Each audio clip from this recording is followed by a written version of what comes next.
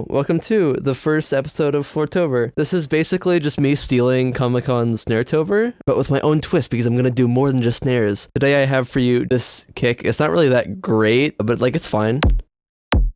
I wanted to start with something a lot more unique because like I could have just done something like this.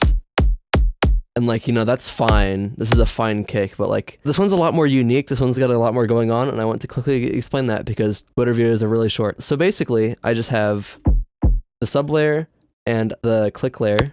I wanted to try doing this instead of just like having one single sine wave. So the first one has snap peep, which has reverb. It's accentuating like around 400 hertz. This is a trick that makes it sound more acoustic. If you hear, I'll turn this off. It has like a acoustic kick drum rumble that you hear in like burial kicks kinda.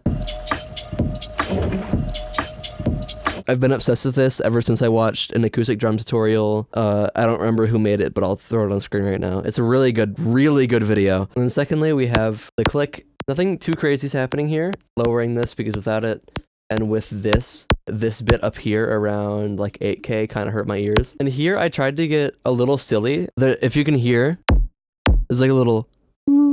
The idea is to delay that like mid section that I put in the sub with the reverb. And I thought it would have like a kind of tactile sound to it, but that didn't really end up working out. But that's something that I've done in other kicks, so I just wanted to try it. Another really like big part of the tone of this kick is this nonlinear filter.